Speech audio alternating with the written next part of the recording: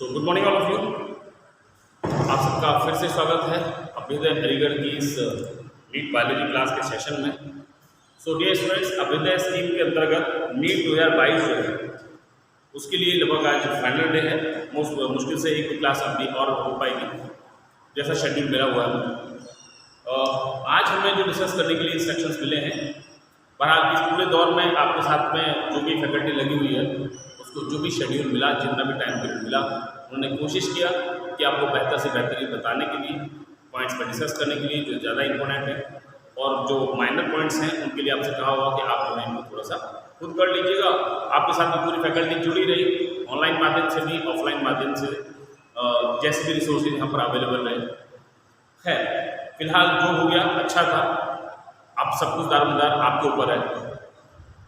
दो चीज़ मैं आपके साथ बताना चाहूँगा कि एक तो फैकल्टी में आप लोगों ने कुछ टीचरों से इंटरेक्शन भी किया, कई लोगों को मेरे पास भी प्रॉब्लम्स आती रही, व्हाट्सअप के थ्रू अपने सवाल भेजते रहे, डाउट्स मुझे जब भी समय मिला मैंने उनको सॉल्यूशंस भी दिए। अभी भी आपको ये प्रैक्टिस बनाए रखनी है। अगला सेशन शायद शुरू हो जाएगा यहाँ पर। अगले सेशन में जो भी टीचर्स यहाँ पर आएंगे अलग अलग सब्जेक्ट्स के लिए, तो वो आकर के अपना डिस्कशन करते रहेंगे। तो मेरा मतलब ये है कि आप अपनी प्रैक्टिस को एज इट इज़ बनाए रखेंगे। देखा जाए तो अभी से आज 10 तारीख है और आपका एग्ज़ाम जो है 17 जुलाई को है, यानी आपके पास अब पूरा 1 महीना और 1 हफ्ता बाकी है। ओके,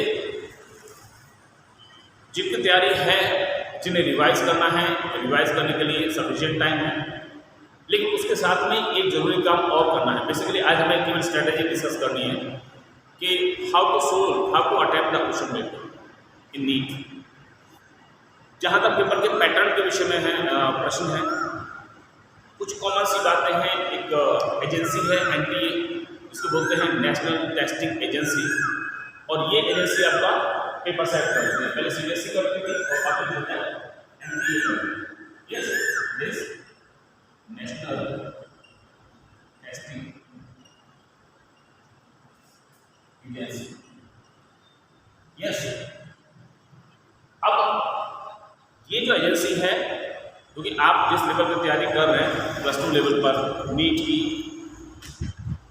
आपका नीट का एग्जाम नहीं करा रहे हैं, लेकिन एक याद रखिएगा कि नीट के अलावा एक एग्जाम होता है डिग्री लेवल पर जिसे हम लोग बोलते हैं NEET. Yes, national eligibility test, national education test भी बोलते हैं इसको। जो आर्ट्स के सब्जेक्ट हैं वहाँ पर एजुकेशन टेस्ट बोल देते हैं, बेसिकली इसको एलिजिबिलिटी टेस्ट बोलते हैं।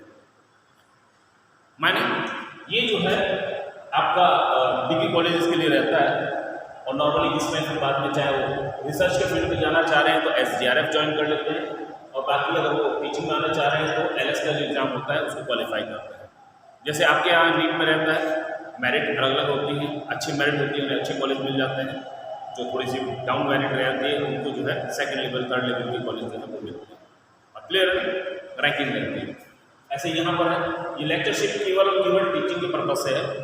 ओके, इसके लिए रिसर्च तो हो सकता है रिक्वायरमेंट हो, वहाँ पर आपका लकीली हो जाए, इंटरव्यू अच्छा हो जाए, लेकिन मेन चीज़ है कि यहाँ पर जो उनका स्टाइफंड रहता है, जो उनको एक तरह से ऑनलाइन रिसर्च के दौरान दिया जाता है, वो आपको नहीं मिलेगा।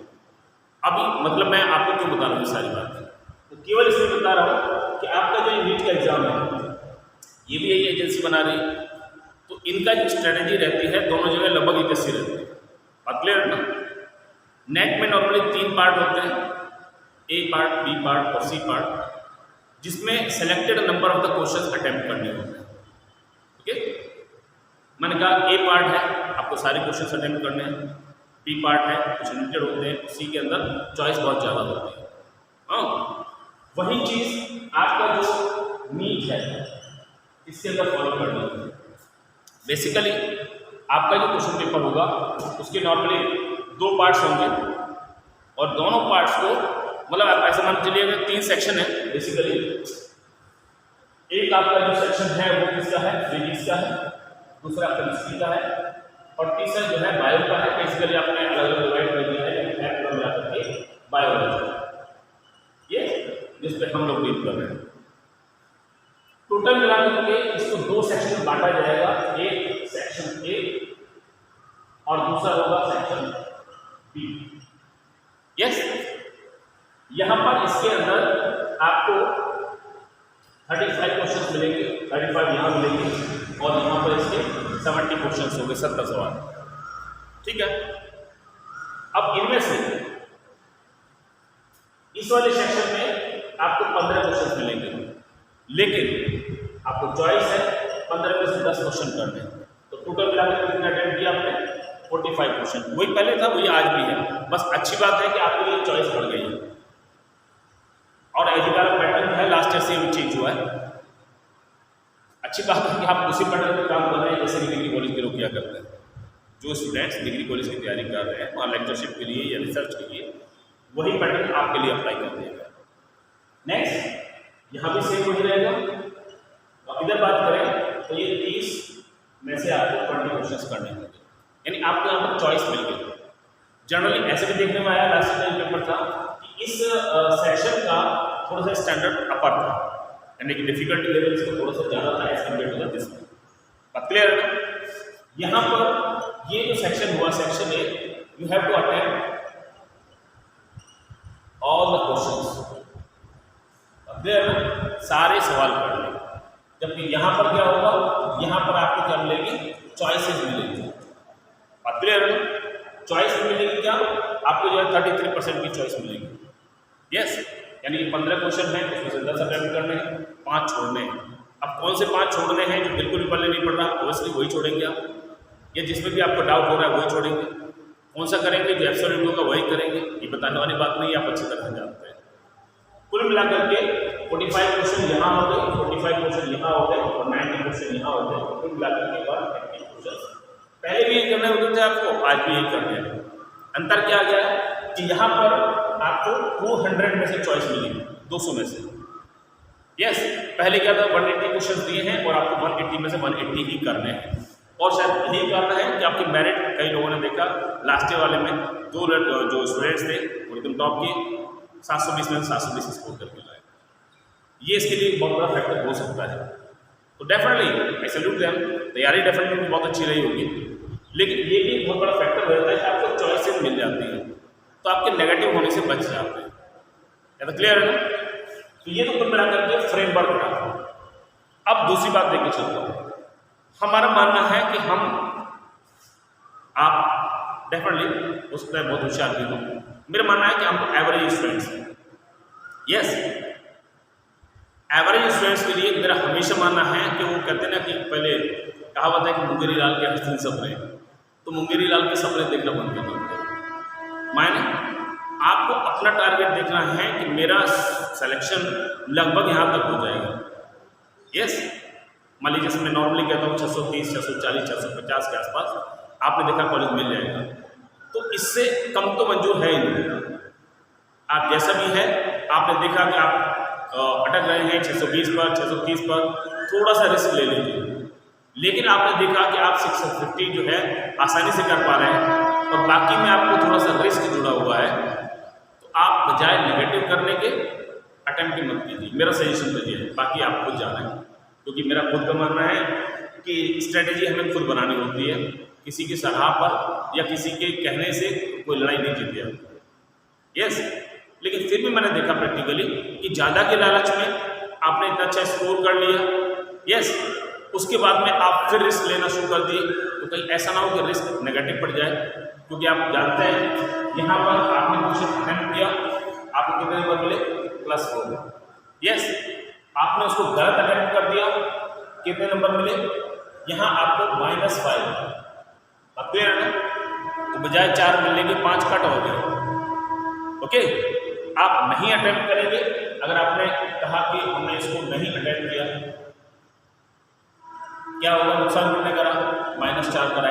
-4 का मतलब ठीक है, वहाँ आप जब सोच रहे थे उन्हें पर नहीं मिलेंगे, कम से कम माइनस का 1 जो था उसका तो फायदा हुआ आपको, यानी आपका जो स्कोर था उसमें से नेगेटिव नहीं दिया। तो क्लियर है? अच्छा, तो ये है कि एक बड़ी छोटी सी गलती है। मैंने देखा था कि जब हमें खुशी मिलती है तो कुछ ज़्यादा हाइपर हो जाता है। तो आप अपना टारगेट पहले से बना के चलिएगा। पुराने साल का गूगल पर सब डाटा मिल जाता है। आप देख लीजिएगा कि अमूमन मेरिट कहाँ जाती है, तो उससे थोड़ा सा ऊपर ही मान के चलिए, उससे नीचे नहीं। लेकिन अंतर बहुत बड़ा नहीं आता। ऐसा नॉर्मली नहीं होता कि कभी 600 में मेरिट गई, यस सिलेक्शन अच्छा कॉलेज में मिला 600 में मिला, नेक्स्ट ईयर हम बात करेंगे नहीं सब किसी बार 600 का, अगली बार 2650 पे रुकेगा, नो, उसके 10-5% ऊपर नीचे हो जाता है। ओके, तो मतलब मेरा कहने का है कि आपको कोशिश करनी है नेगेटिव से बचने की। क्या क्लियर हुआ? दूसरा, एक जरूरी बात आती है about the time distribution, yes time management. Time management को लेकर के चले, आपके पास नीट के लिए 3 घंटा मिलता है। 3 घंटा मतलब 680 मिनट्स, 6 से 18, ओके। तो total time given is 180 minute, 6 से 18 180 मिनट, क्लियर है? 180 मिनट में अब क्या करना है, आप प्रैक्टिस जब करेंगे, मैं आपसे पीछे कई दिनों से कहता आ रहा हूँ कि आप लोग पुराने पेपर्स करना शुरू कर दीजिए। पेपर्स करने का फायदा ये मिलेगा आपको कि आप ये जान पाएंगे कि वास्तव में कौन से सेक्शन में कितना टाइम की रिक्वायरमेंट होता है। स्टूडेंट खड़ा होता है तो हमें ये पता लगेगा कि वास्तव में कौन सा पार्ट कितना टाइम कंज्यूम करता है। यहाँ आपने कहा कहने को इसका शेयर 25% है, इसका भी 25% है, इसका अकेले का 50% है, लेकिन ये 50% मेरा अपना सब्जेक्ट है, मैं उसको रिस्पेक्ट करता हूँ, ये आपका साथ देता है हमेशा। ये जो है ये बड़ी मुश्किल से मानते हैं, मतलब कहने का ये टाइम कंज्यूमिंग पोर्शन है। ये दोनों जो है क्योंकि यहाँ पर न्यूमेरिकल एबिलिटीज रहती हैं, तो यहाँ पर क्या होगा, ये मोर टाइम कंज्यूम करते हैं, ज़्यादा टाइम चाहिए। यस, कंपेरेटिवली ये क्या है, ये लेस टाइम लेगा, कम टाइम लेगा। ओके, मैं बीच बीच में जो स्टूडेंट मेरे पास आते रहे, हो सकता है मैं थोड़ा सा गलत लगाओ, मैं हमेशा कहता था कि बायो में मान के चलिएगा कि आपको 1 मिनट में 2 सवाल करने हैं, और यहाँ स्पीड आपकी ये होनी चाहिए कि यहाँ एवरेज आपको 1.5 मिनट में 1 सवाल करना है। बात समझ रहे हैं ना? यहाँ 90 सेकंड मिलेंगे क्वेश्चन के लिए, यहाँ केवल 30 सेकंड मिलेंगे, लगभग यही हकीकत है। तो आप इतने अच्छी तैयारी रखिएगा कि 30 सेकंड के अंदर क्वेश्चन को पढ़ भी लें और तुरंत उसका आंसर भी दे दें, ज़्यादा सोचने का समय बचे ही नहीं। 30 सेकंड बहुत छोटा टाइम है। ओके, मेरा मतलब क्या हो कहने का, मेरा तो अपना मानना है टोटल टाइम पीरियड जो है उसको 3 घंटे हैं, आपने तीनों को 1-1 घंटा दे दीजिए। यस, हालांकि अच्छे स्टूडेंट कहते हैं कि इसको हम केवल 45 मिनट देंगे, बाकी इसको जो है बाकी टाइम देंगे, लेकिन मैं फिर भी कहता हूँ चलो ठीक है, क्योंकि यहाँ पर नंबर ऑफ क्वेश्चन ज़्यादा है। कई बार ये ना हो कि स्पीड में चेक करने आप गलत क्वेश्चन कर रहे हैं, होता यही है अक्सर। मेरे अभी जो स्टूडेंट्स मेरे टच में बने हुए हैं और लगातार पेपर कर रहे हैं, जब उसको हम लोग मिलाने बैठते हैं ना पेपर का आंसर, तो आप देखते हैं फिर सर पकड़ते हैं, हो जा मैं तो ढंग से नहीं पढ़ा उसको, सीरियसली पूछा है उसको विच इज़ नॉट करते हुए और आपने आंसर हो जाए कुछ और समझ से कर दिया। ओके, तो मेरी बात सुन लें, तो मेरा इससे मैं कह रहा हूँ कि मेरा अपना मानना है कि हम लोग अगर इसको कम से कम 50 मिनट देते हैं, यस 50 मिनट हमने इसको लिया और 50 मिनट हमने इसको लिया, यस कुल मिला क्या हुआ, ये आपका सारा पेपर 2.5 घंटे में हो गया, ऐसे तो है ना। बाकी का जो यानी ये क्या हुआ, कुल मिला करके इस पोर्शन के लिए आपने कहा 150 मिनट्स प्लस 30 मिनट बचे हैं आपको सर्कल करने के लिए। यस, मतलब मेरा कहना है इनमें एवरेज जो निकलता है पेपर के लिए एवरेज टाइम निकालेंगे, ये 30 मिनट बचेंगे आपके पास में, एक तरह से बोनस मान के चलें। यानी आपको जो प्रैक्टिस करनी है वो पूरा पेपर प्रैक्टिस करनी है 2.5 घंटे में सॉल्व करनी है। बिकॉज ऑफ एग्जामिनेशन हॉल का सिनेरियो अलग होता है, वहाँ का प्रेशर अलग तरह का होता है। यस, घर में आप रिलैक्स होकर के बैठे हुए हैं, कूलर चलाया आपने, AC चलाया, कंफर्टेबल हैं, बीच बीच में आपको पानी की सर्विसेज भी आ रही हैं, मम्मी आपको चाय बना के भी दे रही है या कुछ और भी हो रहा है, आपका मन किया उठ करके घूम आए 2 मिनट के लिए, फिर आकर बैठ गए, रिलैक्स हो गए। ये सारी चीज़ें एग्जामिनेशन हॉल में नहीं। दूसरा, घर में आप ही यहाँ अकेले जो तैयारी कर रहे हैं, आपको लगता है मैं अपने क्वेश्चन सही हो गए, यस आई एम सुपर, लेकिन एग्जामिनेशन हॉल में आप औरों का शक्ल देखते हैं तो आप जो है क्या होते हैं थोड़ा सा प्रेशर में आ जाता है। उस प्रेशर में, उस हड़बड़ाहट में क्या होता है, आपका टाइम वेस्ट हो जाता है। मैं इसीलिए बात कर रहा हूँ आपसे कि आप पहले से ही मान के चलें कि आपको ये 30 मिनट बचा करके रखने हैं, ऐसी प्रैक्टिस रखें। इसीलिए मेरा कहने का मतलब हमारी फौज में कहा जाता है ड्राई प्रैक्टिस। तो जब हम लोग ड्राई प्रैक्टिस करेंगे या आप उसको करें मॉक टेस्ट देंगे आप, यस तो इसके लिए जो स्ट्रेटेजी रहेगी आपकी 2 घंटा 30 मिनट, ओके, यानी कि 150 मिनट की स्ट्रेटेजी होनी चाहिए instead of the 180 minute, okay. मेरा मतलब करना क्या है, आप पेपर उठाना शुरू कर दीजिए। आप दिन में कम से कम 3 घंटे निकालिए और उस 3 घंटे में कम से कम 3 घंटे, ज़्यादा से ज़्यादा तो आपकी मर्जी है, मैं जैसे बताऊँ उस काम के लिए। मार्केट में ऐसे नहीं है, मोबाइल तो सबके पास है, और नहीं तो मुख्यमंत्री साहब ने आपको टैबलेट भी दिलवा दिया है, कुछ लोगों को शायद लैपटॉप वगैरह भी मिल गया। अदरवाइज आप लोगों के लिए कोरोना को आपको दिलवा दिया है, हो सकता है वहाँ से कुछ चूक गया हो, लेकिन कोविड ने आपको सबको एक मोबाइल फ़ोन दिलवा दिया, स्मार्टफोन। ऐसा है, आप पूरे दिन उसको टाइम मैंने कहीं यूज़ करते ही हैं, डेफिनेटली मेरा मानना है कि आप लोग पॉजिटिव यूज़ को यूज़ कर रहे हैं। करना क्या है, पेपर आपको उसमें अवेलेबल हो जाएंगे। आपने देखा नीट 2021 का पेपर चाहिए, आपने फटाफट डाला, निकल आया पेपर। सॉल्यूशन चाहिए, एब्सोल्यूट सॉल्यूशन एनटीए वाले, वो मिल जाएंगे आपको, या कुछ अच्छी एजेंसीज होती हैं, कई कोचिंग्स हैं, कई मतलब बच्चे की टीचर्स हैं, कई लोग हैं जिन्होंने इसमें आंसर अपनी तरफ से डाल देते हैं। जहाँ आपको लग रहा है एक्यूरेसी लेवल ज़्यादा अच्छा होगा, आपने उस कॉन्सेप्ट को फॉलो करना है, और सबसे बेहतर वही है कि एनटीए की तरफ से आपको जो आंसर की मिली है उसको देखना है। तो मेरा मतलब नीट 21 का है, नीट 20 का है, उससे पहले जो एग्जाम्स होते रहे उनका है। नीट से पहले AITMT हुआ करता था, CBSE बोलते थे इसको, वो है प्री डेंटल प्री मेडिकल। उससे पहले अपने स्टेट में वो हुआ करता था CPMT combined pre medical test, उसका है। 5 साल पहले तक आपका एम्स हुआ करता था, एम्स के क्वेश्चन पेपर मिल जाएंगे, बात क्लियर है ना। पिछले 15 साल के चाहिए, 13 साल के चाहिए, अलग अलग तरह के मिल जाएंगे, अलग अलग क्वेश्चन। कुछ मेमोरी बेस्ड होंगे, मैं मान रहा हूँ, लेकिन आपको फिर भी इसमें 95% क्वेश्चन सेम वही मिल जाएंगे जो क्वेश्चन पेपर। बात क्लियर है ना। अभी मैं कल एक स्टूडेंट मेरे पास लेकर के आया था, और बिल्कुल सही बात है, कुछ आपकी सेंट्रल यूनिवर्सिटी ने अपना अलग एग्जाम कराती थी, यहाँ पर अपना AMU है लीगर में, AMU के क्वेश्चन पेपर मिल जाते हैं आपको, फिर आंसर मिल जाएंगे, आपका आंसर की साथ में होगी, और कुछ जगह पर आपको वो भी सॉल्व पेपर्स में मिल जाएंगे, मतलब क्वेश्चन सॉल्व करेंगे। यानी जहाँ आपका डाउट है तो आपका टाइम बचाने के लिए है वो, उसलिए नहीं कि आपको सॉल्व आंसर दे करके आंसर लगा रहे हैं और फिर बाद में जो है मम्मी को या फादर को खुश होकर बताना कि देखो मेरा जो इतना स्कोर हो गया। खैर आप समझ रहे हो कि आप गंभीर हैं डेफिनेटली, और गंभीर है तभी तो इस स्थिति में आज भी लगे पड़े हैं, सेल्फ स्टडी कर रहे हैं। तो मेरा मतलब कहने का ये हुआ कि आपको क्वेश्चन पेपर्स मिल रहे हैं, आप कम से कम, मैं एटलीस्ट बात कर रहा हूँ, रिवाइज कीजिए, बहुत अच्छी बात है। नया पढ़ने की कोशिश ज़्यादा मत कीजिए, इतना टाइम नॉर्मली आपके पास नहीं बचा, इसीलिए हमने भी कोशिश किया कि उसको पैकअप कर देते हैं क्या कोर्स को, जैसे ऊपर से गाइडलाइंस मिली।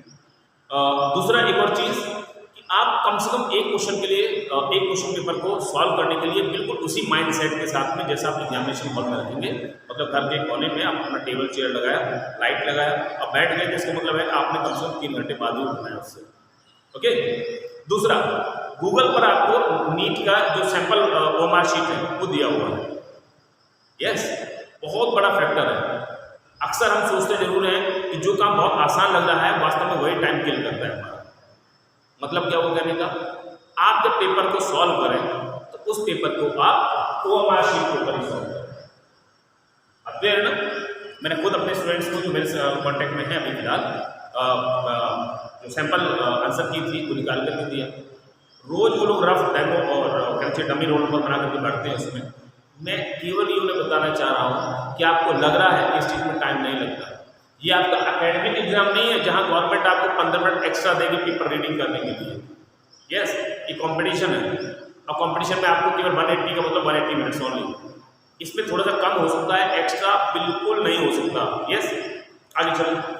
मेरा मतलब OMR शीट के ऊपर प्रैक्टिस करनी है आपने, और अननेसेसरीली मैं कह रहा हूँ रोल नंबर आप जो भी आपने मन किया, आपने कहा 1 2 3 4 5 6 7 8 9 जो भी रोल नंबर बनाया, ओके, आपने वो रोल नंबर लिखा ऊपर, उसके बाद में गोले भी कीजिएगा उसको। यस, फौज में ऐसे ही होता है। हम लोग जब प्रैक्टिस करते हैं, हमारे मतलब हमारे और जो साथी हैं हम लोग भी जाते ट्रेनिंग्स पे, तो क्या रहता है जबरदस्ती में बिल्कुल वही सिनेरियो बनाएंगे, उसी तरह से आग जलाई, धुआं किया, वहाँ से कैसे रेस्क्यू करना है, कैसे वहाँ पर फर्स्ट एड ऑपरेशन चलाने हैं, ओके, क्या क्या एम्बुश बनानी है, किस तरह से जो स्ट्रेटेजी रहती है, मतलब सेम फॉलो करते हैं, ठीक है ना। वही काम आपको करना पड़ेगा, यहाँ डू एंड डाई वाली कंडीशन, ओके। दूसरा, OMR शीट को फिलअप करने में, आंसर फिलअप करने में आपको पता लगेगा कितना टाइम लगता है, ठीक है ना। बजाय इसके कि आप फटाफट लिखा कि A का A, मतलब क्वेश्चन नंबर 5 का A, 6 का C, बच्चे 8 का डी, ये इसमें टाइम कम लगता है, शीट का टाइम ज़्यादा लगेगा। असल में तो आपको फाइनल डे क्या करना है, द जजमेंट डे जो होगा उस दिन आपको अगर होगा शीट पे काम करना है तो आप उसे करना है। इकट्ठा कॉपी छपवा लीजिएगा, फोटो स्टेट की दुकान पर, अलीगढ़ में बताया आपको, इधर चैंपियन मार्केट वगैरह कई दुकानें हैं, वहाँ पर क्या है आपको बड़ी सस्ती फोटो स्टेट हो जाएगी। मैं भी समझ रहा हूँ आपको पैसे की रिक्वायरमेंट है, पैसा मतलब बचाना है, तो आप इकट्ठी वहाँ 100 कॉपी छपवा लीजिएगा, फोटो स्टेट निकलवा लीजिएगा, 75 रुपये की 100 कॉपी हो गई। कैश का नंबर डालिए उसके ऊपर, कौन सा क्वेश्चन पेपर किया है आपने, यस, उसका सेट नंबर अगर दिया है तो वो डालिएगा और फिर उस पर कीजिएगा। अच्छा, मैं एक प्रैक्टिस और करा रहा हूँ अपनी तरफ से। आप जो क्वेश्चन समझ में नहीं आ रहे, आप उसको पूरी ऑनेस्टी से कीजिएगा। 180 क्वेश्चन अटेम्प्ट करना कोई जरूरी नहीं है, यहाँ भी आप ध्यान रखिए। अगर आप फिर भी आप करना चाह रहे हैं तो आप उसके ऊपर सर्कल जरूर कर दीजिए क्वेश्चन नंबर के ऊपर। बात क्लियर है ना? मान लीजिए आपने क्वेश्चन नंबर 1 आपको समझ में आया, आपने किया, 2 किया, 4 किया, 5 किया, 8 किया, लगा क्वेश्चन नंबर थोड़ा सा डाउट है, यस, यानी कि आप उसमें बारे में श्योर नहीं हो, कोशिश जरूर कीजिएगा सॉल्व करने की, लेकिन आप पहले से उसको सर्कल कर दीजिए। मैं बता रहा हूँ आपको खुद खुश नहीं होना अननेसेसरी, मतलब सर्कल करने का ये रहेगा, मेरा अपना जो तरीका रहता है वो ये है कि अगर वो क्वेश्चन आपका सही हो गया, गुड, आपको काउंट नहीं करना अपने आप में कि ये मेरा सवाल सही हो गया, अब मैं इसका नंबर जोड़ लेता हूँ।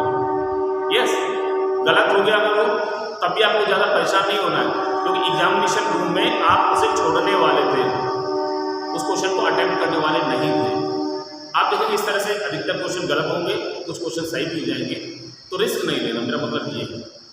ओके, दूसरा आप ये देख रहे हैं कि आपका एक्यूरेसी लेवल कहाँ तक जा रहा है।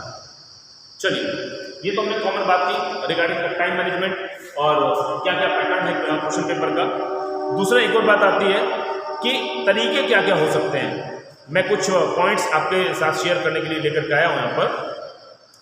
इसमें लेकर चलते हैं कि जैसे कोई क्वेश्चन दिया, क्वेश्चन के विकल्प दिए हुए हैं, यस, विकल्प दिए हैं, सपोज ये विकल्प ए है, ये बी है, ये सी है, ये डी है। ओके, दो कंडीशन होती है। मैं स्पेशली बायो के बारे में बात कर रहा हूँ, मैं फिजिक्स केमिस्ट्री में इंटरफेयर नहीं करूँगा। यस, वहाँ के लिए जो भी आपके एक्सपर्ट हैं वो अपना बताएंगे आपको। मेरे सब्जेक्ट मतलब मेरा सब्जेक्ट मतलब बायोलॉजी। बायोलॉजी में अगर आपको बात करेंगे तो यहाँ आपको एक 2 तरह के आंसर मिलेंगे। पहला, जो क्वेश्चन पढ़ते ही तुरंत आंसर निकल करके आएंगे, डायरेक्ट आंसर क्वेश्चन। यस, कोई दिक्कत नहीं है, आपने क्वेश्चन को पढ़ा अच्छी तरह से, थोड़ा आंसर दिमाग में आया, उस समय आपको ऑप्शन नहीं पढ़ने हैं। पहली बार आपने अच्छी तरह क्वेश्चन की लैंग्वेज पढ़ी, यस, उसके बाद में आपको दिमाग आया वो इसका मतलब तो ये वाला आंसर है इसका। अब क्लियर है ना? अब फटाफट से देखिएगा, उसको जहाँ भी आपको आंसर तुरंत दिखाई दिया, आपने तुरंत उसको टिक किया और आंसर निकल आया। बात क्लियर है ना? अननेसेसरी 4 ऑप्शन को पढ़ने की जरूरत नहीं है। ओके, तो मतलब क्वेश्चन को रीड करने में टाइम लगा, ऑप्शन को ज़्यादा पढ़ने का टाइम बचा आपका। यस, अगर एक ऑप्शन को पढ़ने में 5 सेकंड का टाइम लग रहा था तो 4 को पढ़ने में 20 सेकंड का लगा, आपने 15 सेकंड बचा लिए अपने। बात क्लियर है ना? चलिए, दूसरा, अब वहाँ आता है बात कि क्या आंसर जो भी दिया हुआ है उसमें हल्का सा संशय वाली स्थिति आ रही है। मैं यहाँ एक चीज़ और बताऊँगा, मैं कहूँगा पेपर आपको 2 बार में हल करना है। मायने पहली बार में क्वेश्चन पेपर को हल करते चले जाइए। मैं बायो वाले सेक्शन बात कर रहा हूँ। सबसे पहले तो ये ध्यान रखिए, आपका कोई भी सब्जेक्ट तीनों पार्ट में से, चाहे बायो हो, चाहे फिजिक्स हो, चाहे केमिस्ट्री हो, मैं कह रहा हूँ आपकी केमिस्ट्री बहुत सुपर है, मैं मानता हूँ, डेफिनेटली होगी, यस, लेकिन मेरा सजेशन फिर भी है कि आप पहले बायो वाले क्वेश्चन को कीजिएगा। बात क्लियर है ना? पहले बायो वाले को कीजिएगा और जो भी आपका जो शेड्यूल टाइम है उसी टाइम में खत्म करने की कोशिश कीजिए। बात समझ है ना? 2 रीजन है, एक तो बायो में 2 ही बात होगी, आप क्वेश्चन करेंगे या तो आपको दिमाग में आया या थोड़ा सा सोचने के बाद में उसका आंसर हो जाएगा, यस। लेकिन अगर आप फिजिक्स और केमिस्ट्री के चक्कर में पहले पढ़ गए, अच्छा समझ, मैं मान रहा हूँ आपका कमांड अच्छी है, लेकिन क्या होगा, कहीं भी न्यूमेरिकल आप अटक गए, यस, उलझ गए, आप उसको इस जिद में कि नहीं ये तो मुझे आता है, लगे हुए हैं, अननेसेसरी टाइम बहुत ज़्यादा कंज्यूम कर देंगे। दूसरा, यहाँ मान लीजिएगा नीट के स्टूडेंट की जो मेमोरी है, क्योंकि यहाँ लिटरेचर बहुत ज़्यादा है as compare to the JEE, मैं सीधा कर रहा हूँ, जेईई के मुकाबले हमारे पास लिटरेचर बहुत ज़्यादा है, स्पेशली बायोलॉजी में, यहाँ पर आप क्या है कि दिमाग के अंदर चीज़ों को सेट करके रखते हैं, एकदम बिल्कुल बैलेंस बना करके। जहाँ आप पूछे वो सारा बैलेंस डिस्टर्ब हो जाता है। मतलब क्या करना है, मेरा मतलब ये है कि आपने पहली बात तो ये है कि बायो को अटेंड करना है पहले। दूसरी बात, इसको भी 2 स्टेप में हल करना है। पहली बार में आप फटाफट क्वेश्चन पढ़ते जाइए तो तुरंत आंसर आते जाएंगे, आप करते चले जाइए। ओके, कर लीजिए। दूसरे नंबर पर पहले राउंड में जितने भी आपने किए फटाफट उन्हें आंसर की में भर लीजिएगा ओमा शीट में। कभी भी ये गलती मत कीजिए कि मैं लास्ट में बैठ करके भर लूँगा, 2 मिनट लगेंगे। नो, मेरा खुद का व्यक्तिगत अनुभव है, एक एग्जाम था, गलतियाँ होती हैं, मैं आपके साथ में शेयर इसीलिए कर रहा हूँ कि ये वाली गलती आप रिपीट ना करें। आप जिस बताया कि अक्सर मैं भी पहले ऐसे ही करता था, फटाफट करते चले जब मैं लास्ट में आंसर फिलअप कर रहा था तो मुझे क्वेश्चन देखने और आंसर पकड़ने। क्लियर? अब क्या हुआ, इत्तेफाक की बात है, जब आप कहा कहते हैं ना बैटर लक खराब हो तो हवा से शायद पेज 2 पलट गए होंगे। अब मैं बस देखा, उसके बाद मैं बस सीधा फ्लो में लगा हुआ, मुझे चलो इसका ये बढ़ता जा रहा है। अनफॉर्चुनेटली आंसर ही गलत भर गया। बात क्लियर है ना?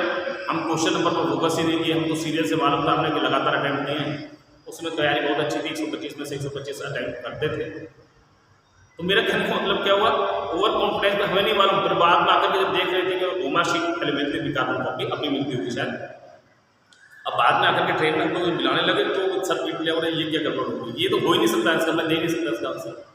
फिर लॉजिक लगाया तो क्या रहा होगा, फिर 2-3 पेज बाद देखा कि सारे आंसर एक पेज छोड़ने के बाद में अगला जो पेज था उसके थे, गड़बड़ हो गया सर। अब क्लियर है ना? और दूसरा एक बार है, ये भी आप अच्छी तरह से जानते हैं कि उसमें करेक्शन करने का कोई साधन नहीं होता। जो आंसर भर दिया आपने भर दिया, गलत भर दिया तो गलत ही रहेगा। आप सोचे तो काट करके मैं सही लिखूंगा, कुछ मतलब नहीं है, दोनों क्वेश्चन गलत हुए। बात क्लियर है ना? तो ऐसी बेवकूफ़ी आपने नहीं करनी है जैसी हो गई। ओके, आगे चलते हैं। मैंने बताया कि फर्स्ट राउंड में जितने क्वेश्चंस हुए तो आप देखेंगे कि टोटल मिलाकर के जो आपके 90 क्वेश्चंस हैं उनमें से कम मेरा पक्का मानना है, आपकी अच्छी तैयारी है तो 70+ क्वेश्चन आप कर देंगे, उस तरीके से हो जाएंगे। पेपर कितना भी टफ हो, more than 70 question out of the 90 direct answer question. Clear है? अब जो क्वेश्चन बचेंगे वहां पर क्या करना है, वहां पर असल में आपको स्ट्रेटेजी काम आती है। दूसरा राउंड लेकर के चले आप, फिर आपको बायो पकड़ना है अपना, जो 20 क्वेश्चन बचे हुए हैं उनमें देखना है। अब यहां पर क्या है, यहां पर आप पहले लेके चलेंगे the best way is to removing the options. आपने ये देखा कि इसमें ऑप्शन 4 है, आप सही आंसर ढूंढें, इससे अच्छा है कि आप गलत आंसर को आउट करते जाएं। Removing the wrong answers, wrong options. आप देखा कि ये तो डी तो हो ही नहीं सकता किसी हालत में, ये भी नहीं हो सकता ऐसा किसी हालत में। अब बचे हैं ए और सी। यस, अब जरा ध्यान दीजिए, मैं थोड़ा सा आपको कहना चाहिए कि आइडियोलॉजी से थोड़ा सा अलग हट के बता रहा हूँ। अब क्या हुआ, पहले आपके पास 4 थे, आपने मैथमेटिक्स में क्लास 10th में प्रोबेबिलिटी पढ़ा होगा, 9th या 10th में है, उसके बाद आपने मैथ्स पढ़ाई नहीं, तो प्रोबेबिलिटी में आपने देखा होगा कि 4 हैं, 4 में से एक आप छांट रहे हैं, आंसर सही होने के चांसेस केवल 25% हैं। बात क्लियर है ना? आपने जो ऑप्शंस हैं मैंने 2 ऑप्शन हटा दिए, इस कंडीशन में क्या होगा, अब हो सकता है आंसर ये हो और हो सकता है आंसर सी हो। यस, अब यहाँ पर आपके रिस्क फैक्टर कम हुए, यहाँ पर सही होने के जो चांसेस हैं वो 50% हो गए। मतलब अगर आपने एक ऑप्शन हटाया, ये हटा दिया, यहाँ पर क्या है, अब इन 3 में से छांटना है, 100% मालूम ये आंसर है ही नहीं, आपके सक्सेस के चांसेस 33% बढ़ गए सही होने के। आपने कहा मान लीजिएगा ये भी नहीं है, अब आप देखोगे आपके 50% बढ़ गए। यस, अब या तो आप इसे लगाएंगे या इसको लगाएंगे, तो कम से कम आधे चांस है सही होने के, तो आधे चांस है गलत होने के। मेरी बात क्लियर है ना? जबकि पहले क्या था, पहले आपके 75% चांस थे गलत होने के, 25% सही चांस थे सही होने के। तो मैं क्या बताया, रिमूविंग द रॉन्ग ऑप्शंस, जो गलत ऑप्शंस हैं उनको आप हटा दीजिए। चलिए दूसरी बात, नेक्स्ट लेके चलते हैं। ओके, जैसे मैंने बताया भी आपको about the speed and the time management, वो हम लोग स्ट्रेटेजी डिस्कस की अभी। चलिए नया पैटर्न क्या था ये हम लोग बात कर चुके हैं इसके बारे में। अब नेक्स्ट लेके चलते हैं, try to attempt the limited number of the questions in weak subject. Yes, मैं अपने बारे में बात कर रहा हूं। जो भी आपका सब्जेक्ट वीक है, अगर मेरे से कोई पूछे इन तीनों में से, तो ऑब्वियसली मैं कहूंगा मेरा फिजिक्स कंपैरेटिवली बहुत वीक है। यस, अब सीधी सी बात है, जहां वीक है ये आपको कैसे पता लगेगा? पहली चीज तो आप खुद जानते हैं। दूसरी असल बात, अब इस पर करना क्या है कि जब आप लोग ये मॉक प्रैक्टिस करना शुरू करेंगे, पुराने पेपर्स करना शुरू करेंगे, उस समय इस चीज का आपको अंदाजा होने लगेगा कि मेरे क्वेश्चंस किस क्वेश्चन में कितने हो सकते हैं नॉर्मली। मेरी बात क्लियर है ना? आप जब ड्राई प्रैक्टिस करना शुरू करेंगे तो आप क्या है, मुश्किल से 10 पेपर करेंगे, 10 में ही आपको एक एवरेज निकालना है। आपको खुद ही अपना स्टैटिकल डाटा भी तैयार करना है। यस, जिसमें मैंने आपको शुरुआत में बताया था ना कि अपना जो टाइम मैनेजमेंट है वो क्या करेंगे, 150 + 30 वाला करेंगे। यस, मिनट, इस तरह से अपना स्ट्रेटेजी बनाएंगे। इस 30 मिनट के अंदर क्या करना है, आपने केवल एक तो आंसर मिला लेना है फटाफट। उसके लिए 5 मिनट लगते हैं। अगर आपका कोई घर में कंपनी देने वाला हो, आपका कोई सिस्टर या भाई या फिर मदर वगैरह जो आपको हेल्प कर सके, एक फटाफट बोलते जाए, दूसरा आंसर लगाते जाए। मैक्सिमम मैं बता रहा हूँ, जैसे मैं खुद कोशिश करता हूँ अपने स्टूडेंट्स को बिठा कर चारों तरफ, मैं खुद आंसर बोलता हूँ। 5 मिनट मुश्किल से लगते हैं, हो जाएगा। बाकी आपके पास 25 मिनट बचे। 25 मिनट में आपने केवल 2 तरह के क्वेश्चन देखने हैं। एक, जिनको आप पहले सर्कल करके चले थे डाउट में, जिनके नंबर आपने नहीं जोड़ने, बात क्लियर है ना? दूसरा, वो जो आप नहीं कर पाए, दोनों के आंसर आपको देखने हैं, बात क्लियर है ना? जिससे कि आपका जो डाउट था वो क्लियर हो जाए। इस समय जो डाउट क्लियर होंगे, आप पूरी साल जो पढ़ाई किए हैं उससे ज़्यादा तेजी से वो कवर अप होंगे आपको, मतलब आपके मेमोरी में ज़्यादा फिट चले जाएंगे। इस समय जो गलती पकड़ी जाएगी आपकी, वो आपको कंपैरेटिवली बिना मेहनत के ज़्यादा लंबे समय तक याद रहेगी। तो क्लियर है ना? इस समय जो क्वेश्चन आपकी नज़र के सामने से निकल गया, बहुत कम चांसेस हैं कि एग्जामिनेशन में अगर वो क्वेश्चन रिपीट होता है तो आप गलत करें। तो क्लियर है ना? अच्छा, सोचने वाली बात है ना, मैं आपसे कह रहा हूँ कि 40 दिन, 30 और 7 37 37 डेज हैं। यस, हर रोज कम से कम आप 180 क्वेश्चंस करेंगे। यस, तो एक रफली लेके चले तो 4 दूनी 8, आप जो है कम से कम 75 क्वेश्चन पेपर सॉल्व कर सकते हैं इस टाइम में, अगर रोज 2 का एवरेज निकालते हैं। हाँ, कितने क्वेश्चन हो गए? आप लगाइए 200 यानी कि 40 4 दूनी 8 800 और 8000 क्वेश्चंस आपके नज़र के सामने से निकल गए। बात क्लियर है ना? बायो में एक अच्छी बात है, बायो के तीनों से कहते हैं यहाँ रिपीटिशन ऑफ क्वेश्चंस भी होता है। बात क्लियर है ना? क्वेश्चंस रिपीट भी होते हैं, आपको फ्रिक्वेंसी पता लगी क्वेश्चंस की। खैर, फिलहाल मैं आज बात कर रहा था कि बाकी के जो 25 मिनट बचे, इसमें आप क्या करेंगे? पेपर का सॉल्यूशन किया आपने, डाउट वाले क्वेश्चन देखे। यस, समझ लिए। अब इसके बाद में एक चीज और बताता है कि आपको यहाँ पर अपनी स्टैटिस्टिक्स जो है, अब आपको पता लग जाएगा ना कि आपको 10th क्लास में या 9th क्लास में स्टैटिस्टिक्स क्यों पढ़ाई गई थी। आपको कोई मतलब नहीं था, लेकिन फिर भी आपको पढ़ाई गई। अब आपको पता लग जाएगा इसका यूज था। मेरा मतलब ये है कि आप इनके डाटा कलेक्ट कीजिएगा। आप देखिए फिजिक्स में एवरेज कितने क्वेश्चन सही निकल करके आ रहे हैं आपको, हर पेपर में आसपास ही रहेंगे, मेरा मानना है। कभी पेपर थोड़ा सा टफ हो जाता है, तो अभी थोड़ा सा लाइट हो जाता है, तो हो सकता है क्वेश्चन मतलब परसेंटेज आपका स्कोरिंग है वो थोड़ा ऊपर नीचे हो जाए। यस, मैं अपने काउंटर स्टूडेंट्स की एवरेज जो आ रहे हैं 70 से 80% स्कोर कर रहे हैं, इससे ऊपर नॉर्मली नहीं कर पा रहे। मैं तो उनको यही सजेस्ट करता हूँ, अब रिस्क नहीं लेना, 80% पर आ गए, इससे ऊपर जाने की ज़्यादा कोशिश मत करो। आपने फिट कर लिया, एग्जामिनेशन में भी दिमाग में सेट रखिएगा कि आपने अगर 80% क्वेश्चन सही अटेम्प्ट कर लिए हैं फिजिक्स वाले पोर्शन में, तो क्या है, अब आपको आगे ज़्यादा रिस्क नहीं लेना और ज़्यादा टाइम भी किल नहीं करना। यानी कि जो आपका शेड्यूल टाइम है 50 मिनट का, इससे ऊपर तो जाना ही नहीं किसी हालत में। बात क्लियर है ना? दूसरा, यहाँ हम लोग बात कर रहे हैं, यहाँ भी उनका मापन ये बना हुआ है 80% के आसपास। डेफिनेटली फिजिक्स से कोई अच्छा टीचर मिले, यस केमिस्ट्री के मिले होंगे, बाकी भी अच्छा ही होंगे। तो मेरा मतलब है यहाँ पर उन्होंने देख लिया कि हाँ लगभग 80 के आसपास रहना है, ठीक है ना, थोड़ा सा ऊपर चले जाए लेकिन ज़्यादा ऊपर नहीं जाए, ये आपका फिक्स हो गया। तो मैंने देखा, ये मानो मैं एक एग्जाम्पल लेता हूँ, यहाँ आपने देखा कि 75 स्कोर कर पा रहे हैं, ठीक है, यहाँ 80% है और यहाँ पर जो है वो 95 प्लस पहुँच रहे हैं, बिल्कुल आ रहा है 90 प्लस में पहुँच रहे हैं बच्चे। अब फिलहाल मैंने बताया, आपने देखा फिजिक्स में आपका ये है, तो मेरा कहने का मतलब यहाँ पर यह था कि our strategy should be to attempt selected number of the questions in your weak portion. आपका जो भी लग रहा है कि ये मेरा थोड़ा सा कमजोर है, और मैं इसलिए एग्जाम्पल में लिया हूँ कि अधिकांश स्टूडेंट्स का फिजिक्स थोड़ा सा वीक होता है। यस, तो यहाँ आपने अपने आप टारगेट बना लेना है। ये जो आप 40 दिन के अंदर या 35 दिनों के अंदर क्वेश्चन पेपर्स अटेम्प्ट करेंगे, इसमें आप लोग खुद स्ट्रेटेजी बना लेंगे कि मुझे कितने क्वेश्चन कौन से क्वेश्चन में अधिकतम अटेम्प्ट करने चाहिए। आप क्लियर है ना? और उसी तरह से आप न्यूनतम का भी बना के चलेंगे, एटलीस्ट इतने तो करना ही करना है। क्लियर है? चलिए दूसरा लेके चलते हैं। आपने बताया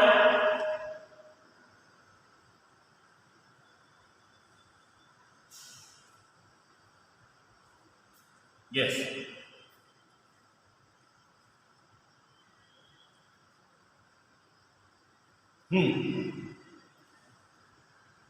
ये प्रैक्टिस करेंगे। आपको लग रहा होगा सर इतनी बातें बता रहे हो, इतना टाइम कहाँ होगा, बिल्कुल सही बात है, लेकिन आपको प्रैक्टिस करना शुरू कर देंगे तो डेफिनेटली आपके पास टाइम मिल जाएगा। पास में है ना? मैंने आपको जैसे बायो में बताया था एग्जाम्पल कि एक क्वेश्चन को 30 सेकंड लगेंगे। नो, पहले राउंड में जब करते हैं तो मुश्किल से 10 सेकंड का एवरेज निकल करके आता है, ज़्यादा से ज़्यादा 15 सेकंड का। यस, 70 क्वेश्चन आपने 15 क्वेश्चन की स्पीड से 15 सेकंड पर क्वेश्चन की स्पीड से कर डाले। यस, फिलअप भी कर डाले। टाइम बचा कि नहीं बचा? हर क्वेश्चन पे आपने सर्कल वगैरह करने में टाइम लगा तो आपने माना 5 सेकंड वहाँ भी निकाल दिए। तो हर क्वेश्चन के ऊपर मैंने जैसे बताया था कि इसमें 30 सेकंड का था, हर क्वेश्चन पर 10 सेकंड आपको बच रहे हैं। 70 क्वेश्चन पर 70 सेकंड बच गए। बात क्लियर है ना? यस, तो मेरा कहना मतलब 700 सेकंड हम सॉरी बच गए। आगे चलो। अब नेक्स्ट मैंने बताया कि जो क्वेश्चंस हैं, क्वेश्चंस में जैसे अब मैं एक छोटा सा एग्जांपल ले रहा हूँ। मान लीजिए आपने कहा ये कोई क्वेश्चन नंबर 1 है, ये क्वेश्चन नंबर 2 है, ये क्वेश्चन नंबर 3 है, क्वेश्चन नंबर 4 है, क्वेश्चन नंबर 5 है एंड सो ऑन। यस, अब या तो ऐसे होंगे डायरेक्ट आंसर क्वेश्चंस, उसमें तो कुछ कहना ही नहीं है। अब जो क्वेश्चंस हैं जो आपने सेकेंड राउंड के लिए छोड़े, मान लीजिएगा आपने ये भी डायरेक्ट आंसर क्वेश्चन था, आपने कर दिया। अब ये जो 3 क्वेश्चन बचे हैं जहां भी हैं, आप क्वेश्चन को रीड करते हुए, क्वेश्चन पेपर को पढ़ते हुए, यस, आप पहले ही उन पर कोडवर्ड बना दीजिएगा, रफली पेन से निशान बना दीजिए जैसा आप कहोगे मायने। अब इसमें कितने तरह क्वेश्चन होते हैं? एक तो होते हैं जिनमें थोड़ा सा आप सोचना पड़ेगा। यस, जो थोड़ा सा आपको क्या करना पड़ेगा, आपको इसमें इस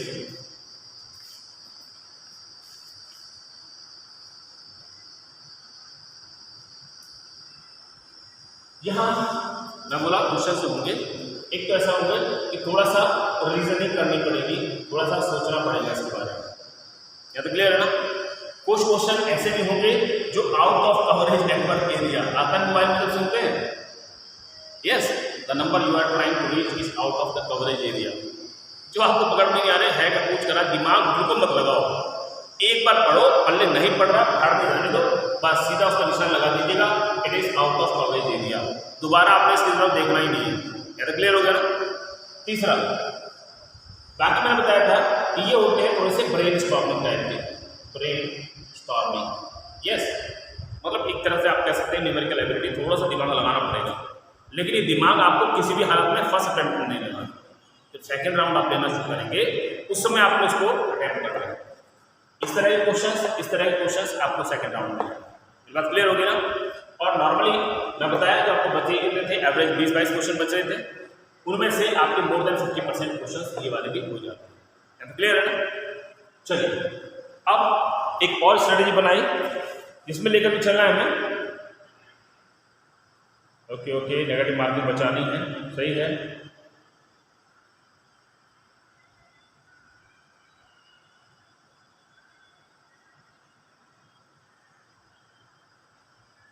यस, दूसरा मैं आपको बता चुका हूँ, दोबारा से ये चीज़ रिपीट हो जाएगी। आप जब ओमा शीट के ऊपर प्रैक्टिस कर रहे हैं उस समय भी आपको एक कॉमन डाटा जो होते हैं वो आपको भरने हैं। उसमें जो भी कॉमन डाटा कहा जाता है, अपना रोल नंबर भरिए, भर दिया आपने, कैटेगरी पूछा है डेफिनेटली भरिए उसको। आगे जो पूछा हुआ पेपर सेट वेट जो भी नाम देना है आपको वो सारी चीज़ें फिलअप करेंगे। डेट ऑफ बर्थ पूछिए वो भरनी है आपको। यस, ये मत सोचिए टाइम वेस्ट होगा, बिल्कुल सही बात है, हमें तो यही देखना है कि कितना टाइम वेस्ट होगा।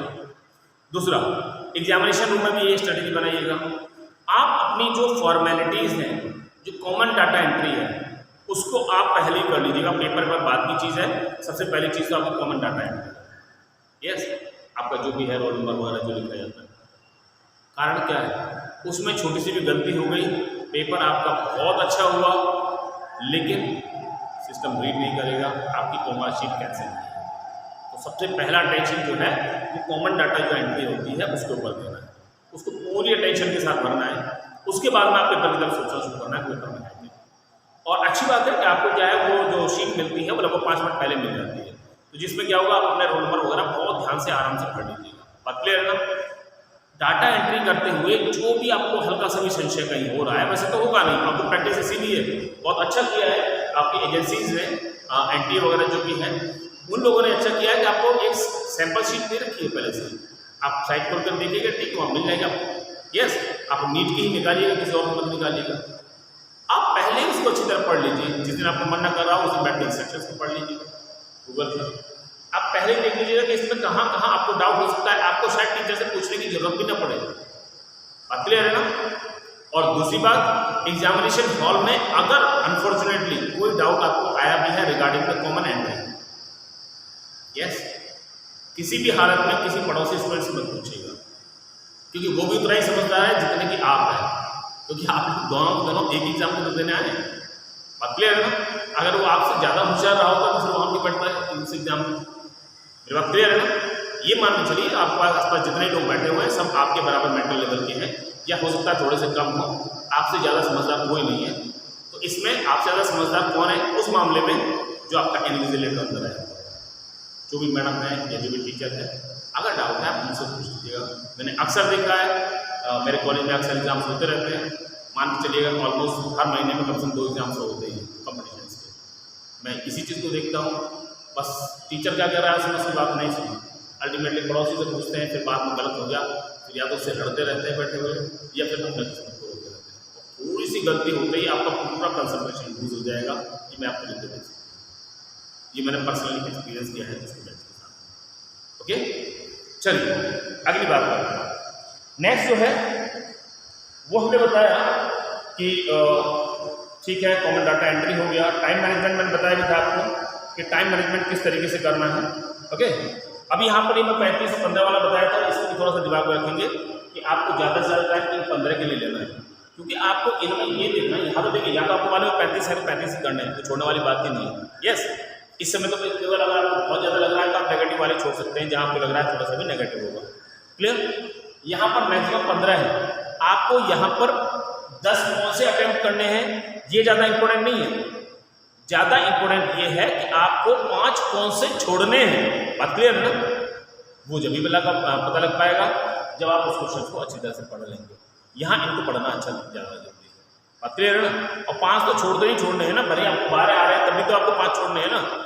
यस, तो मतलब मेरा कहने का, जिसमें आप डेड श्योर हों आप उन्हीं को अटेम्प्ट कीजिएगा। इसके लिए क्या करना पड़ेगा, इन क्वेश्चंस को हर हालत में आपको 2 बार पढ़ना पड़ेगा। बात क्लियर है ना? ये चीज़ अभी से अपने दिमाग में सेट करिएगा। अब थोड़ा सा ये है कि केवल लास्ट ईयर वाला अगर पेपर में बात करूँ 2021 नीट जो हुआ उसमें तो आपको मिल जाएगा ये वाला पैटर्न। यस, या कुछ और जो जिन्होंने लोग टेस्ट पेपर बनाया हुआ, सफल पेपर बनाया हुआ, उनमें मिल जाएगा, लेकिन उससे पहले ये वाली स्ट्रैटेजी नॉर्मली नहीं थी। इसके लिए आपको सेल्फ प्रैक्टिस करनी पड़ेगी। तो क्लियर है ना? चलिए आगे लेके चलते हैं। So we have talk about the time management. दूसरा बताया, ठीक है मैं आपको बोल ही दिया है, फर्स्ट राउंड करेंगे, उसके बाद में फिर सेकंड राउंड करेंगे। कैसे करेंगे? First part. यस, दूसरा, किसी भी हालत में ये गलती मत कीजिए, अक्सर जो स्टूडेंट्स रहते हैं ओवर कॉन्फिडेंस से बचना है। तो मतलब ये आपको डायरेक्टली ओवर शीट में आंसर नहीं भरना, आप पहले कोशिश करते चले जाइए। ओवर शीट से पहले आप बुकलेट में निशान लगाइएगा, कोई ज़्यादा टाइम लगेगा इसमें, पढ़ते आपको पता नहीं लगा निशान कब लगा दिया आपने बुकलेट में। यस, तो first mark in the question paper, thereafter copy it into the over sheet. और मेरा तो अपना तरीका है, उसका रीजन हो सकता है टीचर्स की नज़र थोड़ी सी डिस्टर्ब रहती है। तो मतलब मेरा कहने का ये हुआ कि पहले क्या कीजिए, आपके पास सर्कल बने हुए, यस अक्सर इसमें क्या होता है, मेरा तो ये पहले क्या करता हूँ मैं छोटा सा ऐसे करके निशान मार देता हूँ फटाफट, यस ओके। गलती से मैंने गलत कर दिया तो मुझे सही करने का थोड़ी गुंजाइश तो है ना। उसके बाद में जब हो गया, मैं थोड़ा सा कन्फर्म सा हो गया, उसके बाद में कैश बैठ कर फटाफट से जैसा करना है, ओके। जो आप प्रैक्टिस करेंगे उसमें ध्यान दीजिएगा, ये जो गोला गोला काला करना होता है वो बड़ा आसान है, लेकिन नॉर्मली इसमें दिक्कत हो जाती है। आपका विजन बहुत शार्प है, आप अच्छी तरह कर पाएंगे। मेरा मतलब आप प्रैक्टिस के लिए कोई पेन यूज़ कीजिएगा। यहाँ पर आपको दिख रहा है कि मोटी निब का, जिसका बॉल पॉइंट पेन ज़्यादा मोटा होता है, बात क्लियर है ना। बॉल पॉइंट पेन में आजकल मोटे निब क्या आ रहे हैं, वो लिंक के नाम से था या क्या आ रहे हैं। तो अभी मैं स्टूडेंट से दिखाया, मुझे तो अच्छा लगा वो। उसका ये फायदा है कि इसको सर्कल करने में कंफर्टेबली, अगर आपने 1 सेकंड भी बचा लिया, आधा सेकंड भी बचा लिया, तो कुछ तो बचा, बात क्लियर है ना। तो उसमें ज़्यादा कोई के बजाय आप जो अपने पॉइंटर पेन जो होगा ब्लैक कलर का, उसको यूज़ करेंगे, वो थोड़ा सा टाइम ज़्यादा लेगा। हर छोटी से छोटी चीज़ पर ध्यान देना पड़ेगा आपको, बात क्लियर है ना। तभी आप पेपर को बहुत कॉन्फिडेंटली और वो कर पाएंगे, इफिशिएंटली कर पाएंगे, यस। और याद रखिए, घबराहट में टाइम आपसे भी आप तेजी से चलता है। आप कहते हैं ना, आपको पल्स रेट बढ़ जाती है, तो आप महसूस करेंगे जो टाइम है वो भी आपसे तेज भागेगा। जब आपको लगेगा पेपर छूट रहा है, तो आप काफ़ी कम टाइम लगेगा, बार बार घड़ी को देखेंगे, फिर पेपर को देखेंगे, अल्टीमेटली आपको लगेगा घड़ी आपसे तेज भाग रही है, ओके। इन चीज़ों का देखना है। और ये सारे जो कॉम्प्लेक्सेस हैं, ये सारे जो डर हैं, ये एग्जामिनेशन फोबिया जो है, ये आपका रिमूव हो जाएगा जब आप प्रैक्टिस पेपर करना शुरू करें। चलिए आगे हम लोग बात किए तो यूज पेंसिल और pen understanding, yes yes okay, हाँ यस। अभी जैसे मैं आपको बता रहा था, यहाँ भी है। अभी आप बात कर रहे थे ना कि पहले आपने क्या किया, रिमूविंग का ऑप्शंस वाले बात आई थी ना, कि आपने 4 में से देखा कि क्या नहीं हो सकता। अब नेक्स्ट टाइम में जब आपने देखा, पहली बार क्वेश्चन पढ़ते हुए अपने आप थोड़ा सा नजर मारेंगे ऑप्शंस के ऊपर भी, यस। और आपको 4 ऑप्शंस में से नॉर्मली कोई खास समझ में नहीं आ रहा, उस समय भी इतना तो आप पक्का कर लेंगे कि उसमें से एक आध मिले, या ये तो हो नहीं सकता, बाकी शायद इनमें से कोई होगा। अब ज़्यादा दिमाग नहीं खर्च करना, उसको सेकंड राउंड के लिए रख दिया। सेकंड राउंड में क्या करना है, you don't have to waste time, don't reconsider the eliminated option. जो ऑप्शन आपने एलिमिनेट आउट कर दिया, कहते ये तो हो ही नहीं सकता, दोबारा पढ़ना ही नहीं सकता है क्या उसमें, ओके। बाकी जो ऑप्शन बचे हुए हैं आपको रिकंसिडर नहीं करना, बात क्लियर है ना। Every second is precious, okay, ध्यान रखिएगा। इसके बाद लेके चलते हैं और नेक्स्ट वन इज, अच्छा एक चीज होती है, अभी यहाँ आप मेडिकल उसमें जब जाएंगे, यस, ये प्रोफेशनल स्टडीज जब करते हैं तो वहाँ पर साइकोलॉजी, मतलब आपका जो पर्सनैलिटी डेवलपमेंट है और साइकोलॉजी से रिलेटेड कुछ टॉपिक्स पढ़ाए जाते हैं। आपको मेडिकल साइंस में बहुत ज़्यादा पढ़ाए जाते हैं, क्लियर। हमारे फर्स्ट में पढ़ाए जाते हैं, टीचिंग में बहुत ज़्यादा पढ़ाए जाते हैं बच्चों की साइकोलॉजी में एनालाइज करने के लिए और अपनी खुद की साइकोलॉजी एनालाइज करने के लिए। यहाँ पर रहता है एक चीज़ आती है इनसाइट। इनसाइट मतलब जो आपके अंतर्मन ने जो आवाज़ दी, अब कोई आवाज़ अलग सुनाई नहीं देगी, मुझे अपने अंदरमन की आवाज़ नहीं सुनाई दी। इनसाइट, क्वेश्चन पढ़ते हुए आपके दिमाग में पहला आंसर जो आएगा, मैं बताया ऑप्शन पढ़े बिना, यस। देखा, मोस्ट ऑफ द केसेस में आपकी इनसाइट से, आपके अंदर से जो आवाज़ आई, जो आपके दिमाग में पहला आंसर निकाल के आया तुरंत क्वेश्चन पढ़ते ही, मोस्ट ऑफ द केसेस में वही आंसर सही, यस। ये कैसे बात आएगी, आपको खुद के ऊपर कॉन्फिडेंस ज़्यादा रखना है, यस। आपका आत्मबल, आपका जो कहना चाहिए कि अपने ऊपर विश्वास है, वो ज़्यादा होगा, तभी आप वहाँ कर पाएंगे। अदरवाइज घबराहट में, और गलती से भी एक काम तो नहीं करना, कितना भी खास दोस्त आपके पास बैठा हो, गलती से भी ये नहीं करना कि इसका मुझसे पूछ लूँ क्या, बिल्कुल नहीं। अपने ऊपर कॉन्फिडेंस ज़्यादा रखिएगा, बात क्लियर है ना। जो कंडीशन आपके अंदर चल रही है दिमाग में ना, वही कंडीशन उसके अंदर भी चल रही है, यस। अब वो हो सकता है बहुत अच्छा दोस्त है आपका, हड़बड़ाहट में आपको कुछ गलत बताया जाए, पहले वक्त एग्जामिनेशन में टाइम ही नहीं होता, इस चक्कर में रहना ही नहीं है। जो आपके दिमाग ने बताया उस पर ही सोचना है, बाकी कहीं नहीं। याद क्लियर है ना। तो मैं आपको ये कहना था कि just use your insight, okay, because the insight options are usually correct, okay. चलिए, ओके,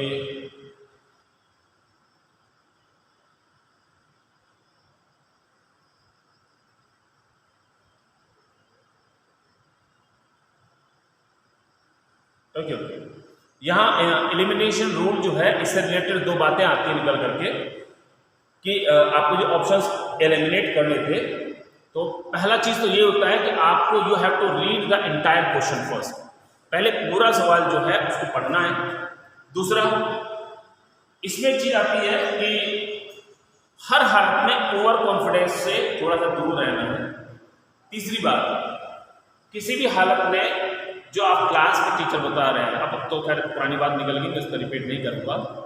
कहा जाता है don't under estimate the teacher and don't over estimate the teacher.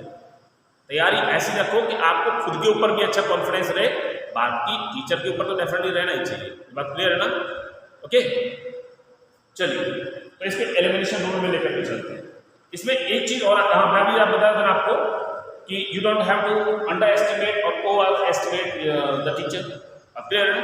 और सेल्फ टू, ना आपको खुद को और ना ही जो आपके गाइड्स हैं उनको अंडर एस्टिमेट करना है, नहीं ओवर एस्टिमेट करना है। इसको बोलते हैं एनालिसिस पैरालिसिस, क्लियर है ना? चलिए क्या आगे चलते हैं, टाइम बचेगा तो मैं कुछ और भी सोच रहा हूँ।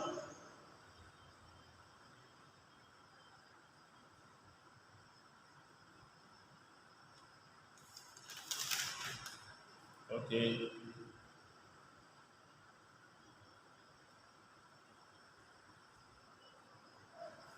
यस, अभी सीबीएसई की तरफ से एक पैटर्न आ रहा है, कई क्वेश्चन में भी देखा गया कि केस स्टडी टाइप के क्वेश्चन आ रहे हैं। यहाँ ध्यान रखिएगा, जब क्वेश्चन आपको लगे, खासतौर पर अपने स्टूडेंट की बात करूँ और बाकी इधर फिजिक्स केमिस्ट्री में भी इस तरह की दिक्कतें आ रही हैं, आपको लगे क्वेश्चन की लैंग्वेज बहुत ज़्यादा है, बड़ी है, 5-6 लाइन का तो क्वेश्चन है, यहाँ क्या करना है, दो बात को याद रखिएगा।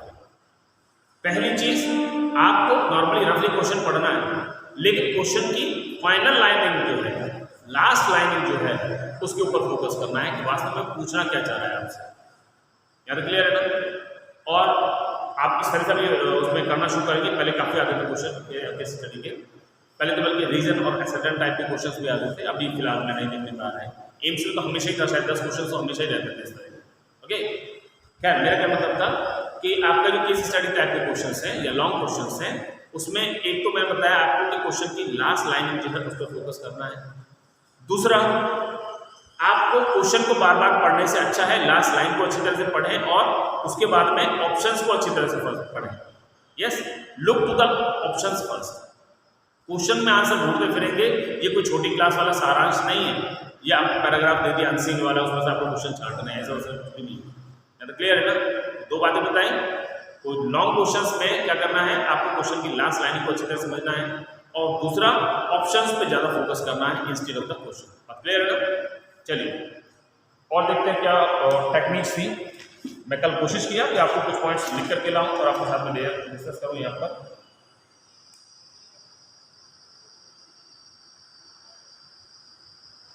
ओके, बाकी यही है कि अवॉइड द सिली मिस्टेक्स, बेवकूफ़ी वाली जो हरकतें हैं उनको जो है थोड़ा सा कोशिश करें कि सिली यानी नॉनसेंसेस ना हो।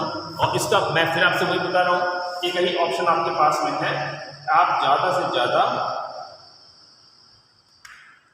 क्वेश्चन पेपर करना शुरू कीजिएगा। यस, चलिए अभी हमारे पास टाइम है थोड़ा सा, तो हम लोग कुछ क्वेश्चन देख लेते हैं पीछे जो लास्ट ईयर एग्जाम हुआ है उससे, ठीक है ना? बायो वाले कुछ क्वेश्चन हैं उनके यहाँ पर डिस्कस करना है, जितने क्वेश्चन हमारे पास होता है। डेफिनेटली यहाँ पर मुझे आपको क्वेश्चन पढ़ के सुनाना है। यस, और थोड़ा बोर्ड का भी यूज़ करना है। आप बिल्कुल नहीं मत सोचिएगा कि सर अभी कह रहे थे कोई मैक्सिमम 30 सेकंड बायोलॉजी के लिए एक क्वेश्चन पर और 20 में खत्म कर दो। सही बात है, मैं मान रहा हूँ कहना आसान है, लेकिन प्रैक्टिस करेंगे तो हो जाएगा, ठीक है ना? But while using the blackboard और while facing the camera definitely it will take more time. यहाँ पर हाँ प्रोजेक्टर होगा आपके पास में, तो प्रोजेक्टर से क्वेश्चन सामने आया था तो शायद आप खुद उस क्वेश्चन को पढ़ते, मेरी जिम्मेदारी नहीं होती क्वेश्चन को बताना आपको क्या पूछना चाह रहा है। यस, क्या फिलहाल आते हैं जो कंडीशन है हमें उनके साथ में चलना है। नाउ यहाँ मेरे पास में क्वेश्चन पेपर है आपका नीट का है, नीट यूजी उड़ीसा। चलिए उड़ीसा महाराष्ट्र का भी है, जो मिल गया उसमें से करना शुरू करते हैं। फिलहाल बायोलॉजी आती है इसकी यहाँ पर। ओके, चलिए एक सेकेंड,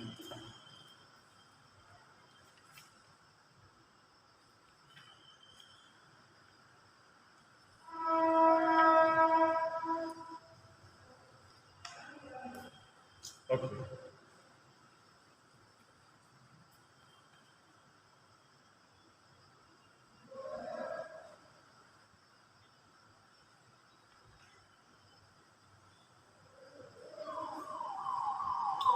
क्वेश्चन है, इसमें पहला क्वेश्चन है, it is which of the following cell organelle is present in the highest number in the secretory sales.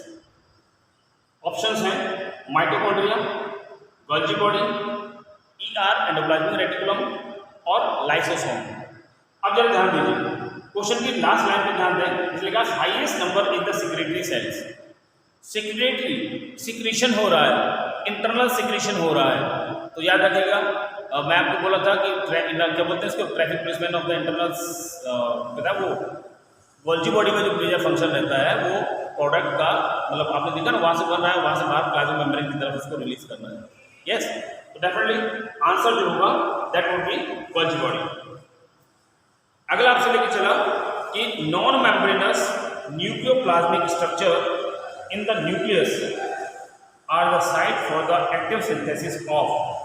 Nucleus के अंदर ऐसी कौन सी स्ट्रक्चर है जो नॉन मेम्ब्रेनस होती है, ओके, और किस चीज का, अब यहाँ पर बात पूछना चाह रहा है कि नॉन मेम्ब्रेनस स्ट्रक्चर न्यूक्लियोलस, और nucleolus is the site for the, options की जरूरत ही नहीं है, आपको मालूम है सीधा आंसर है राइबोसोम बनते हैं, राइबोसोमल आरएनए का फॉर्मेशन होता है। यस, बाकी आरएनए से कोई मतलब ही नहीं है, आप सीधे सीधा आंसर पकड़ लेंगे। नेक्स्ट लेके चल रहे हैं, which of the following organic compound is the main constituent of lecithin. अब जरा ध्यान दीजिए, बायोमॉलिक्यूल्स पर पहुंचेगा लेसिथीन। लेसिथीन के बारे में हम लोग पढ़े थे कि यहाँ पर ऑप्शंस दिए हुए हैं, अरेक्निडोइक एसिड, अरेक्निडोइक एसिड ध्यान दीजिए कहाँ था। अच्छा, अभी जब आप, हाँ एक और चीज आती है, अभी जब आप क्वेश्चंस करना शुरू करेंगे तो उस कंडीशन में आप क्या करेंगे, बाकी जो ऑप्शंस हैं, यस आपने आंसर तो पकड़ ही लिया, बाकी ऑप्शंस भी एक बार जरूर देख लीजिएगा अभी टाइम जब पेपर करने के बाद, मतलब जब ड्राइव प्रैक्टिस करेंगे तो बाकी ऑप्शंस में ऐसा ना हो कोई क्वेश्चन आपको अभी ऑप्शन आपको पल्ले नहीं पड़ रहा, अभी टाइम है तो आपको समझ लीजिएगा कि क्या होता है। अब क्लियर ना, तो यहाँ पर जो लेके चले तो इन्होंने बताया कि विद इन दिस, इसने बोला कि अरेक्निडोइक एसिड, तो मैं बोला था आपसे जब हम लोग इसेंशियल फैटी एसिड्स के बारे में बात करते हैं तो उस समय लेके चलता है लाइनोलाइनिक एसिड, लाइनोलाइक एसिड, अरेक्निडोइक एसिड, क्लियर। तो ये जो होते हैं, और उसमें आपको बताया भी होगा कई सारी चीज़ें आप पढ़िएगा, फैक्ट्स वगैरह, बायोमॉलिक्यूल वाला जो वीडियो है उसको आप देख सकते हैं, तो वह हमने डिस्कस किया था। ओके, चलिए तो मैं बताया आपको इसमें जो हैगा अरेक्निडोइक एसिड फॉस्फोलिपिड, डेफिनेटली फॉस्फोलिपिड से मिलकर के बना होता है, ठीक है ना। ओके, एक और question, match the columns. Yes, match the columns में भी आपको ये देखना है कि मैच द कॉलम्स में ज़्यादा टाइम नहीं खराब करना, आपको 4 ऑप्शंस दिए हुए हैं, क्लियर है ना, उनको मैचिंग करनी है। और अच्छी बात है, इस तरह के क्वेश्चन बायो में बहुत आते हैं, और सबसे अच्छी बात यह है क्वेश्चन इतना बड़ा है लेकिन इसको टाइम सॉल्व करने में टाइम बहुत कम लगेगा और एब्सोल्यूट होगा, गलत किसी हालत में हो नहीं सकता।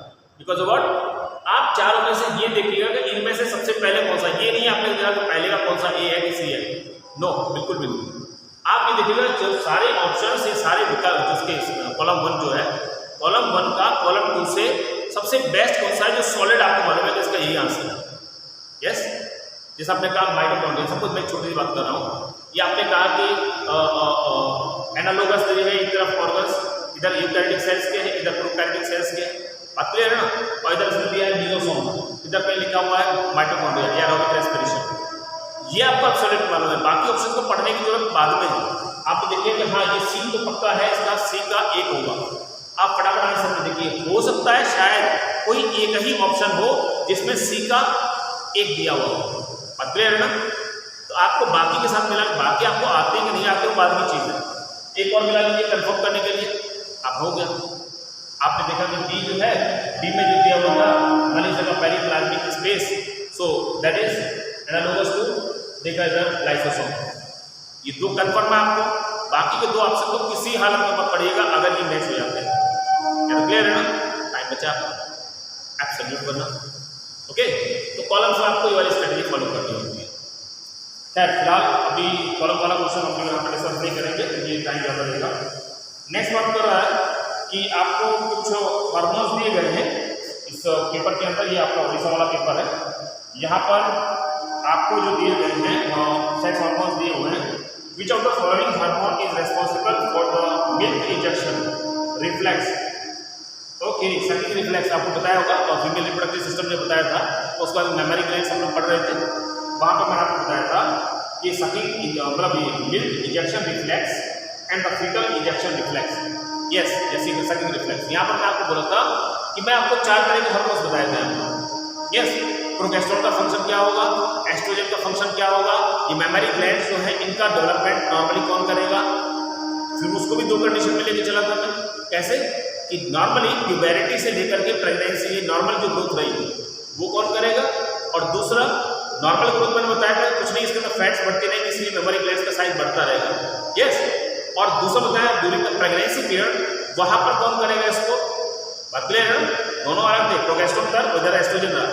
तो मेरा मतलब ये हुआ कि बाद में जो है उसके अंदर क्या होगा, मेमोरी ग्लैंड का साइज बढ़ना शुरू हो जाएगा। इस वजह से इसका जो है जो ब्रेस्ट है जो उसको बात कर रहे थे मेमोरी ग्लैंड से उनका साइज जो है करना है।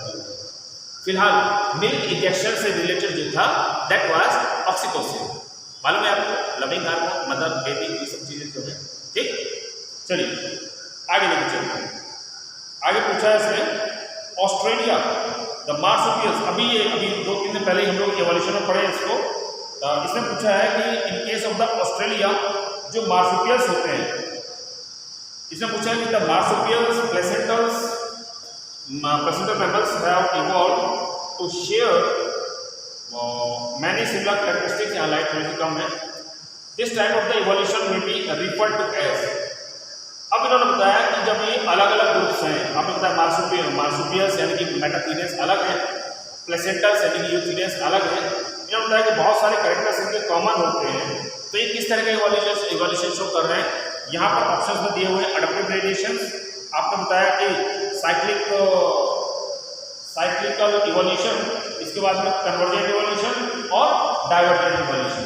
तो बेसिकली अगर मैं बात करता हूँ आपसे, तो आपने बताया this is the example of normally divergent evolution. नहीं, ये कन्वर्जेंट होगा।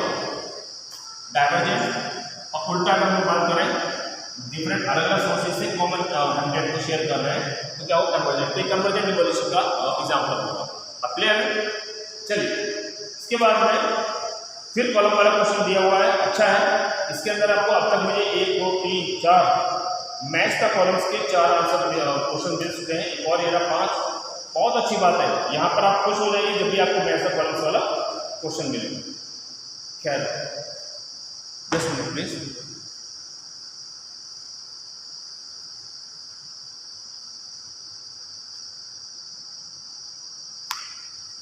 ओके, ठीक। क्या फिलहाल मेरा मतलब ये था, अभी कुछ और काम है आपको। फिलहाल मेरा मतलब ये था कि पेपर करते रहिएगा। बाकी आपको नंबर्स डेफिनेटली आपके पास में कई टीचर्स के होंगे, मेरे तो नंबर कई स्टूडेंट्स के पास में है, शायद और के भी होंगे। तो अभी आज इस सेशन में मैं आपको हार्दिक शुभकामनाएं देता हूँ। उम्मीद कर रहा हूँ कि आपका अच्छा एग्जाम होगा, डेफिनेटली बहुत अच्छा होगा। लेकिन मत भूलिएगा जो मैंने आज पूरे दिन जो यहाँ पर डिस्कशन किया है, हम लोग सब्जेक्ट से अलग हट करके कुछ कॉमन बातें यहाँ पर डिस्कस की थी, और मैं कई दिन से सोच रहा था कि बहुत जरूरी है आपके साथ शेयर करना। बात क्लियर है ना? बुकिश नॉलेज आप लोग पढ़ते हैं आए रहते काफ़ी टाइम से, इससे पहले आपने 11th 12th में पढ़ा होगा, लेकिन जैसे जैसे एग्जाम पास आता है उसका फोबिया बढ़ जाता है। यस, फिलहाल तो मैं आपसे यही कहूँगा कि मेरी तरफ से बायो में आपको जो भी सपोर्ट चाहिए, मेरा व्हाट्सअप नंबर भी यहाँ पर आपको ऑफिस से मिल जाएगा। आप चाहे तो व्हाट्सअप पे फोन पूछ सकते हैं, या मेरा शेड्यूल अगर नेक्स्ट वीक में लगता है तो जो भी सेशन चलेगा, चाहे वो 2023 वाला सेशन हो, चाहे आपके लिए एक्सटेंशन मेरा हो, आपकी क्लास में ज़्यादा एक्स्ट्रा होगी, so I will be here in this campus. आप अपने क्वेश्चंस डाउट्स जो भी हैं आप ला सकते हैं। मैं उसके थोड़ा देर बाद तक भी रुकता हूँ, नॉर्मली 12 बजे क्लास तक, मैं 12:30 तक मैं आपको यहाँ मिलता हूँ। ओके, ज़रूरत होगी मैं और ज़्यादा रुक जाऊँगा, बिकॉज ऑफ व्हाट अभी इन दिनों फ्री है। तो मेरा मतलब यह है कि आप डायरेक्ट टच में बने रहिएगा, प्रॉब्लम्स को करते रहिएगा। यस, चलिए, और कोई समस्या हो तो बताइएगा, बाकी हार्दिक शुभकामनाएं आपके लिए।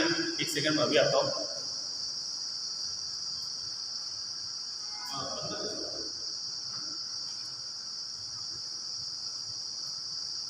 चलिए, आज बहुत सारी बातें हमने यहाँ पर डिस्कस किया। Okay, I hope you enjoy the lecture, I you enjoy the session also. Okay, चलिए, मोस्ट वेलकम, थैंक यू।